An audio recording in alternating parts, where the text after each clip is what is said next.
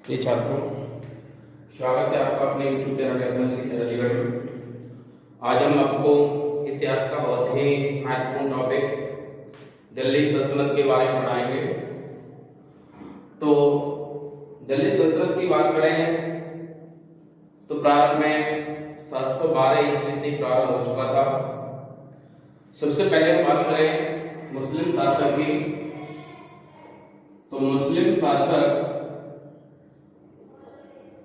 सबसे पहले भारत आया था मोहम्मद बिन कासिम। मोहम्मद बिन कासिम प्रथम शासक था जो भारत आया था। प्रथम मुस्लिम शासक मोहम्मद बिन कासिम, ये 712 ईस्वी में इसने सिंध पर हमला किया था। इसके पश्चात 713 ईस्वी में इसने मुल्तान पर हमला किया था और यहाँ पे सिंध का जो शासक था ताहिर, उसको हराया था। इसके पश्चात मोहम्मद बिन कासिम ने भी सबसे पहले भारत में जजिया कर को शुरू किया। सबसे पहले जजिया कर लगाने वाला जो शासक था वो मोहम्मद बिन कासिम था। मोहम्मद बिन कासिम ने जजिया कर लगाया था। जजिया कर एक गैर मुस्लिम लोगों से कर लिया जाता था। ये जजिया कर है, ये गैर मुस्लिमों पर लागू होता था। इसमें से भी 5 प्रकार के लोगों को छूट दी गई थी। ये जजिया कर में 5 प्रकार के लोगों को छूट गई थी।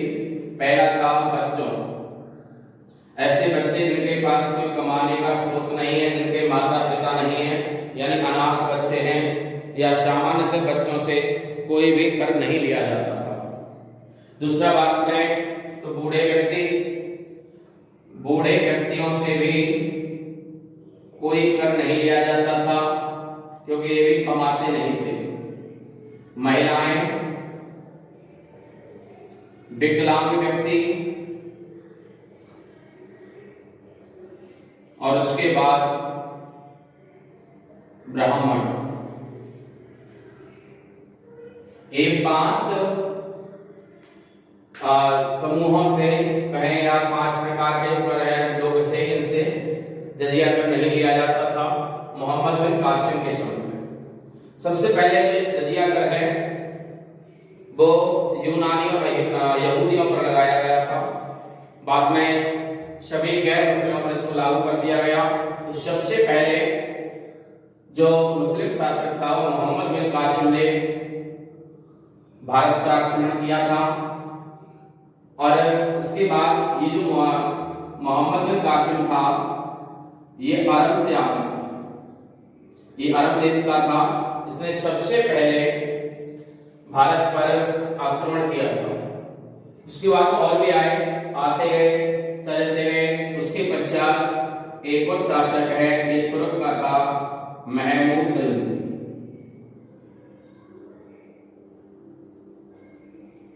महमूद गजनवी ये तुर्की था, तुर्क का था ये।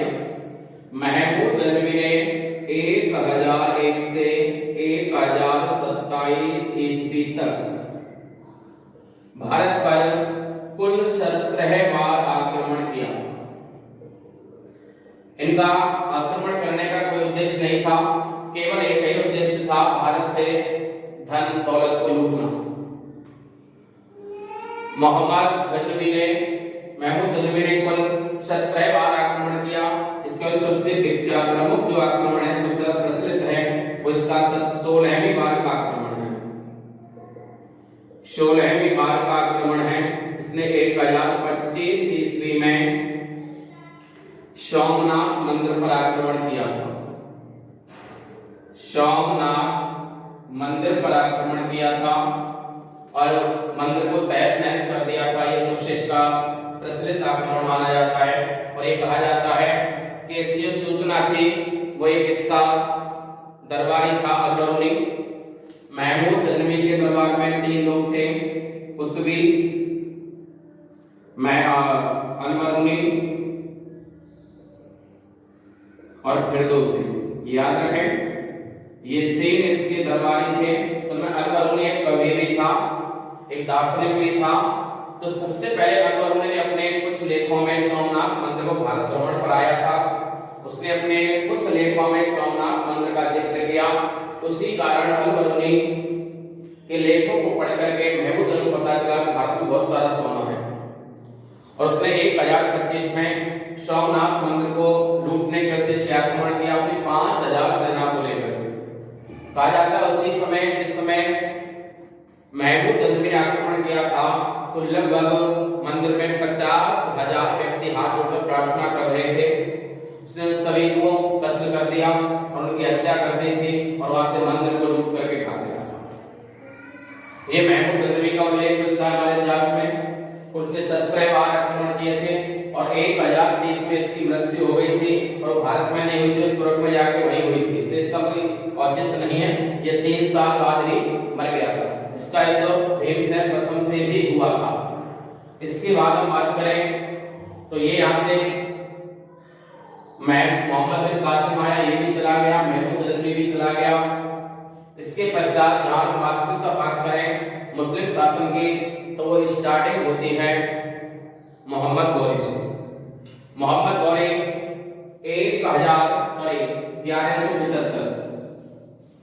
1175 ईस्वी में पहली बार भारत आया था। 1175 ईस्वी में अफगानिस्तान के रास्ते, और इसने भारत में कई युद्ध लड़े। इसके भी 2-3 युद्ध प्रमुख हैं। एक तो तराइन का प्रथम युद्ध, तराइन का प्रथम युद्ध, यह युद्ध मोहम्मद गौरी और पृथ्वीराज चौहान के मध्य हुआ था, जिसमें पृथ्वीराज चौहान की विजय हुई थी। पृथ्वीराज चौहान का भी एक राजकवि था, चंद्रवर्धन। पृथ्वीराज चौहान से इसमें एक मिस्टेक हुई कि जब गौरी इस 1191 के तराइन प्रथम युद्ध से भाग रहा था तो चंद्रवर्धन ने ये कहकर छुड़वा दिया था कि अभी इसका समय नहीं आया, इसे छोड़ दीजिए। ये भाग गया। दोबारा में जयचंद्र का इसको पूरा साथ मिला। फिर 1192 में इसमें देखिए कुछ डाउट है, कुछ पुस्तकों में 1192, कुछ में 1191 में ही तराइन का द्वितीय युद्ध हुआ है। तराइन का द्वितीय युद्ध हुआ।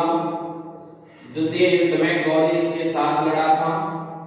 गौरी और जयचंद मिलकर लड़े थे, जिसमें पृथ्वीराज चौहान को बंदी बना लिया गया था। बाद में कहा जाता है कि पृथ्वीराज चौहान को बंदी बना लिया गया तो इनकी दोनों आंखों को सलाखों से गर्म लोहे की सलाख करके पृथ्वीराज चौहान जी की आंखों को फोड़ दिया गया था। गौरी के द्वारा उन्हें अफगानिस्तान ले गया था। अफगानिस्तान में इनको रखा गया। पृथ्वीराज चौहान जी को ये ज्ञान था, उनकी विशेष युद्ध लड़ने की प्रवृत्ति थी, इनको शब्दवेदी बाण चलाना आता था। इसी मौके का फायदा उठा करके एक बार इस चित्र को चंद्रवर्धन ने मोहम्मद गौरी के दरबार में रखा कि पृथ्वीराज चौहान शब्दवेदी बाण चलाना जानते हैं, और इसी प्रतियोगिता का आयोजन किया गया, जहां पर कहा जाता है कि पृथ्वीराज चौहान ने मोहम्मद गौरी की हत्या कर दी थी बाण मारकर। बाद में स्वयं को चाकू मार करके आत्महत्या कर लिया था दुर्गति से बचने के लिए। इसके पश्चात 1194 में गौरी का एक और युद्ध हुआ, इसको चंदावर का युद्ध कहते हैं। चंदावर का युद्ध। चंदावर के युद्ध में गौरी और जयचंद्र के बीच युद्ध हुआ था। जिस जयचंद्र ने पृथ्वीराज को मरवाने के लिए गौरी को बुलाया था, उसी जयचंद्र से युद्ध हुआ था गौरी का 1194 ईस्वी में। इसे चंदावर का युद्ध कहते हैं। और यहाँ पर गौरी का एक सेनापति था या सेना नायक कहें, सेनापति था कुतुबुद्दीन ऐबक।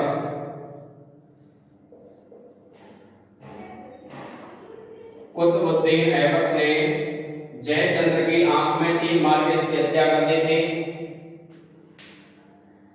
इसके पश्चात गौरी यहाँ से भारत से चला गया। गौरी ने कुछ युद्धों की विजय को देखते हुए, कुतुबुद्दीन ऐबक के प्रभाव को देखते हुए अपनी पुत्री का विवाह कुतुबुद्दीन ऐबक से कर दिया था गौरी ने।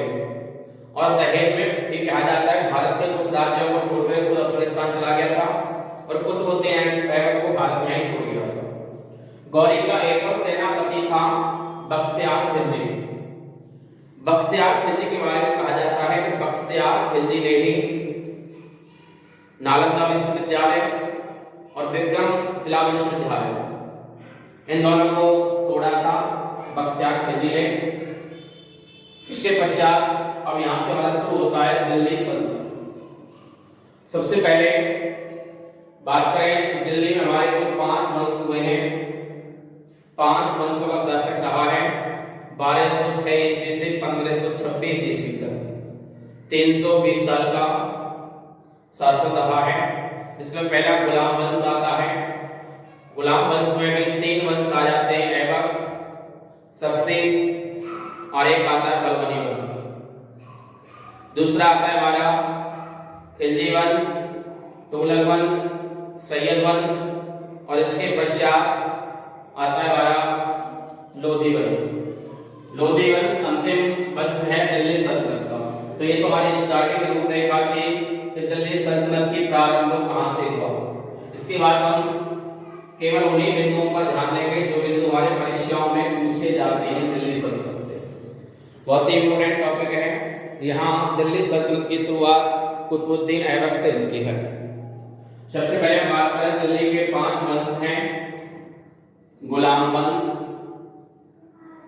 इसको एलवारी वंश भी कहा जाता है। इसके बाद आता है खिलजी वंश,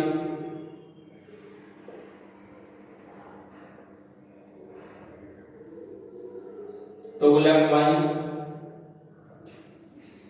सैयद वंश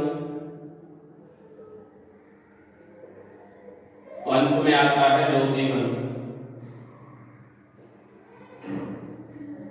यहां में कुछ प्रमुख शासकों की बात करूंगा, इनमें से जिन शासकों के बारे में ज्यादातर यहां पूछा जाता है। यदि हम ट्रिक की बात करें तो बलस्कर ट्रिक होती है, तो गुल खिले, तो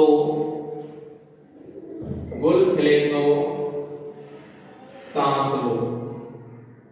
ये ट्रिक है हमारी याद करने के लिए। गुल खिले तो सांस लो। गुल मीन्स गुलाम वंश, खिले मीन्स खिलजी, तो मीन्स तुगलक, सांस सैयद के लिए आ जाएगा, लो मीन्स लोधी वंश। ये 5 वंश है दिल्ली सल्तनत के लिए। यदि केवल संस्थापक बात करें, संस्थापक तो गुलाम वंश का संस्थापक माना जाता है कुतुबुद्दीन ऐबक को।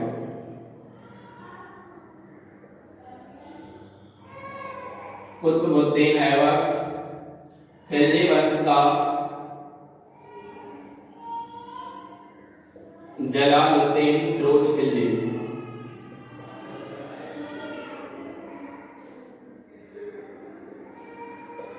तुगलक वंश का गियासुद्दीन तुगलक।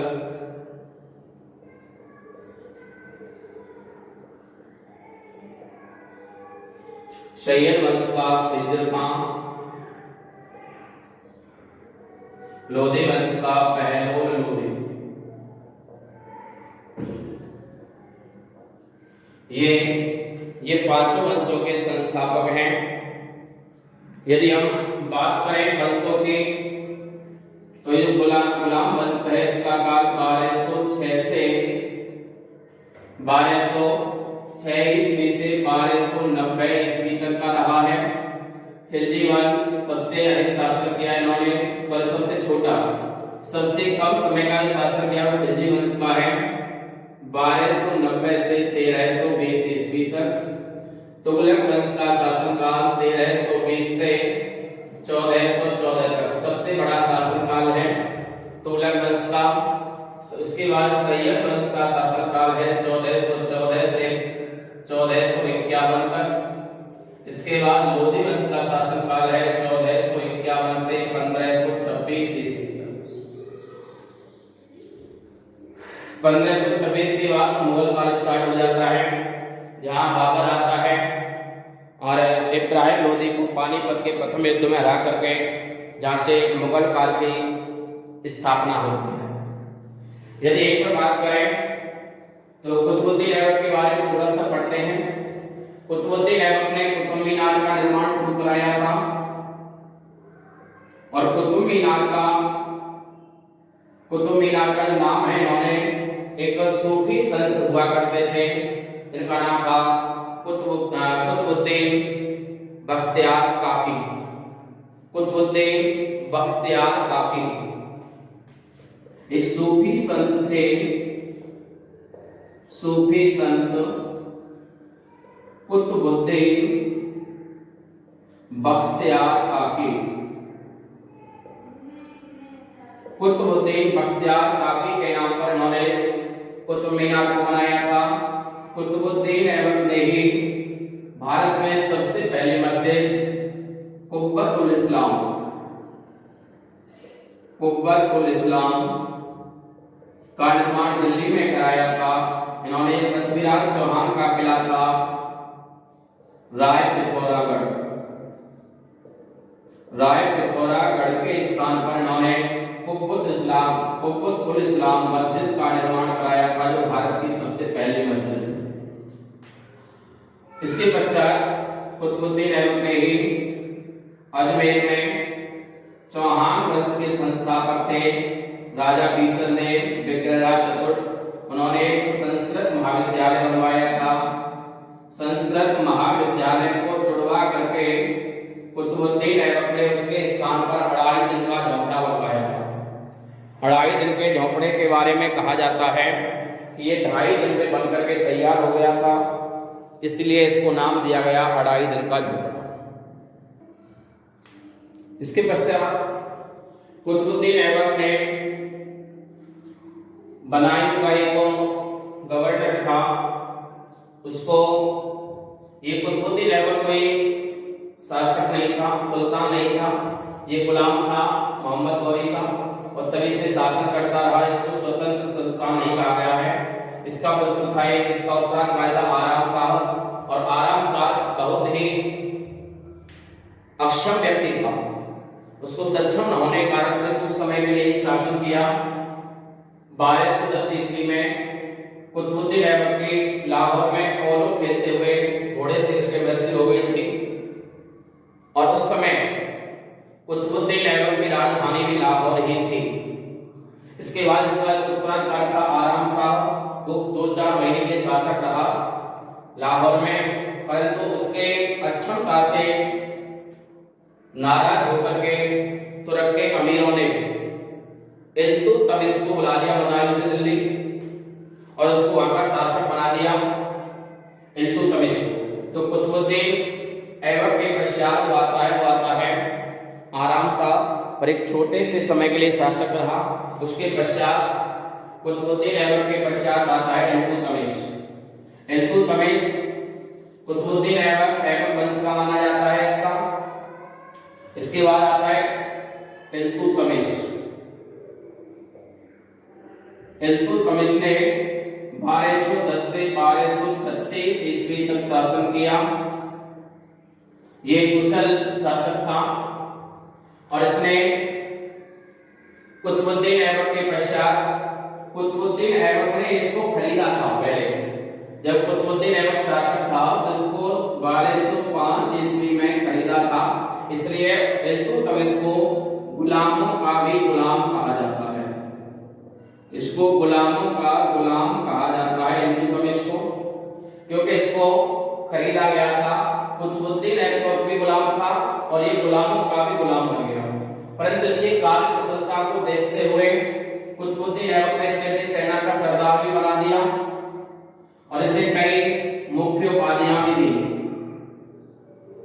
इसी में बात करें, देखिए हमारे पास 3 उपाधियां कुतुबुद्दीन ऐबक को भी मिली हुई थी।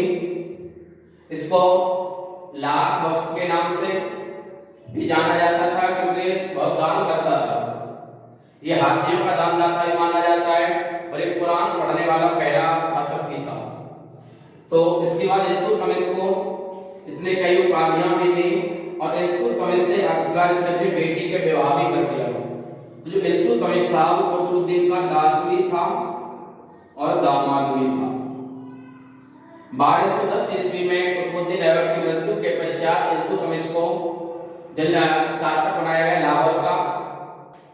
इल्तुतमिश को दिल्ली सल्तनत का वास्तविक शासक कहा जाता है क्योंकि इसने लाहौर से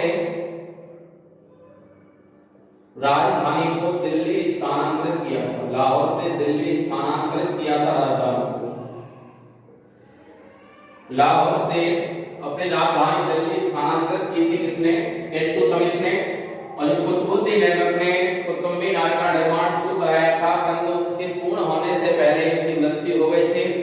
बाद में उसका पूर्ण निर्माण कराया इल्तुतमिश ने। इल्तुतमिश एक महान शासक था। इसको मुस्लिम वंश का वास्तविक संस्थापक माना जाता है। दिल्ली सल्तनत का भी वास्तविक संस्थापक माना जाता है इल्तुतमिश को। इसके पश्चात इल्तुतमिश के बारे में कहा जाता है, इल्तुतमिश को गुंबद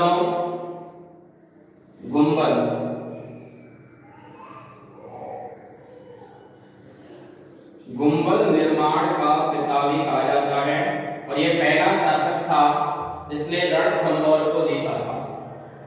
रणथंभौर को पहली बार किसने जीता था? इल्तुतमिश ने जीता था।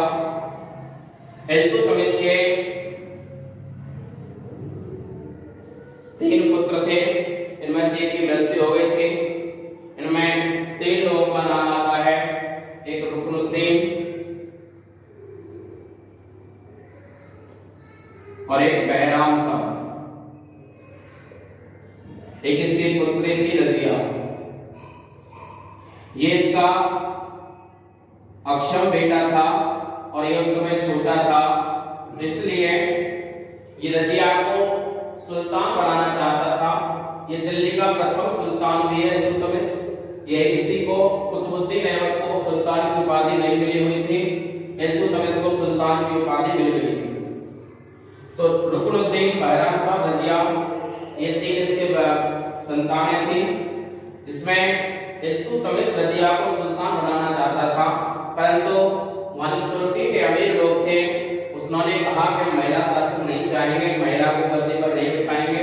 उसी का फायदा उठा करके इसके रुकनुद्दीन की माता थी माथी शाह तुर्कान ने अपने छल से और रुकनुद्दीन को शासक बना दिया, इसको शासक बना दिया।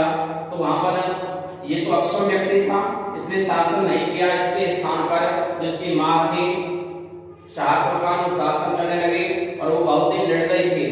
इससे वहां जनता परेशान हो गई और जो वहां के तुर्कों के जो अमीर थे वो भी परेशान हो गए। उन्होंने इसी का मौके का फायदा उठाते हुए रजिया सुल्तान लाल कपड़े पहन करके न्याय मांगने रुकनुद्दीन के दरबार में गई, जहां से अपनी बातें रखी कि यदि मुझे शासक बनाया जाए तो मैं सब कुछ ठीक कर दूंगी, अच्छा शासन करूंगी और कोई दिक्कत नहीं रहेगी।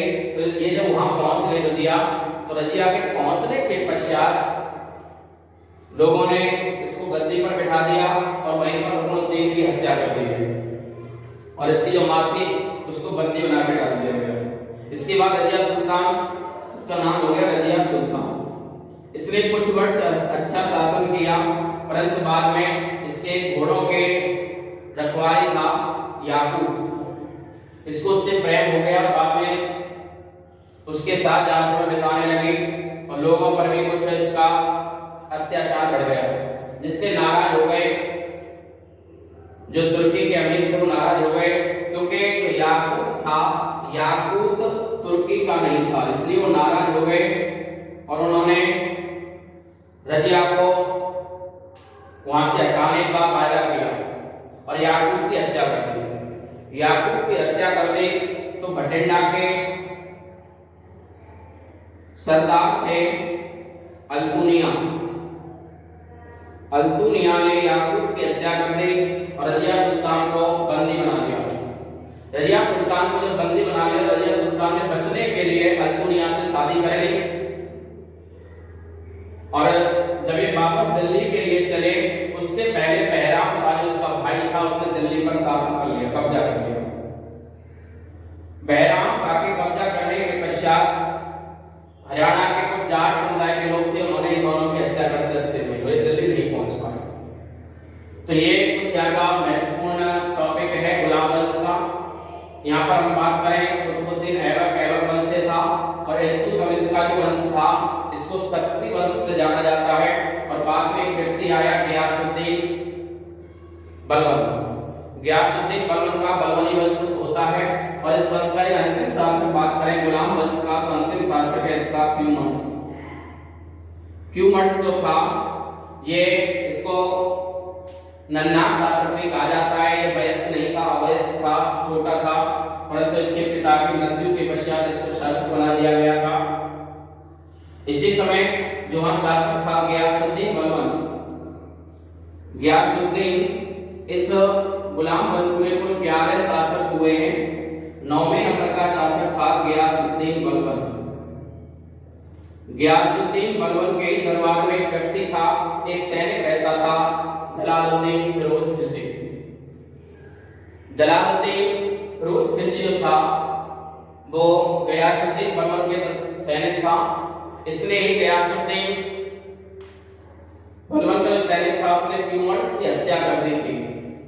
जलालुद्दीन फिरोज खिलजी ने क्यूमर्स की हत्या करके स्थापना की थी खिलजी वंश की। सही बच्चे ध्यान से पढ़ेंगे। हमने अब तक एक वंश पढ़ा है, उसकी बात करें गुलाम वंश। गुलाम वंश में संस्थापक था कुतुबुद्दीन ऐबक। कुतुबुद्दीन ऐबक का उत्तराधिकारी था आराम शाह जो अयोग्य रक्षक शासक था। उसकी जगह इल्तुतमिश उसका दास था। कुतुबुद्दीन ऐबक का उसको शासक बनाया गया, वो दास भी था, उसका दामाद भी था। इल्तुतमिश को वास्तविक संस्थापक दिल्ली सल्तनत का और सुल्तान माना जाता है। इसने कुतुबुद्दीन ऐबक ने पहले उसका कुतुब मीनार का निर्माण शुरू कराया था, जिसे पूर्ण कराया था इल्तुतमिश ने। इल्तुतमिश को गुंबद निर्माण का जनक भी कहा जाता है और इल्तुतमिश पहला शासक था जिसने रणथंभौर को जीता था। इसके बाद इसका गुलाम वंश का हमने पूरा डिटेल पढ़ा। रजिया सुल्तान पढ़ा, बहराम शाह पढ़ा, रुकनुद्दीन पढ़ा, बलबन पढ़ा। इसके लास्ट में आता है क्यूमर्स। क्यूमर्स की हत्या बलबन के सैनिक था जलालुद्दीन फिरोज खिलजी, उसने कर दी थी और उसके पश्चात ये गुलाम वंश खत्म हो गया। उसके पश्चात शुरू होता है खिलजी वंश। खिलजी वंश को हम अगले वीडियो में देखेंगे। अगली वीडियो में हम खिलजी वंश, तुगलक वंश, सैयद वंश और लोधी वंश के बारे में सूक्ष्म में पढ़ेंगे और कोशिश करेंगे कागज में शामिल करने की। सभी विद्यार्थी अगली वीडियो का इंतजार करेंगे और तब तक के लिए आप सभी को जय श्री राम, वंदे मातरम।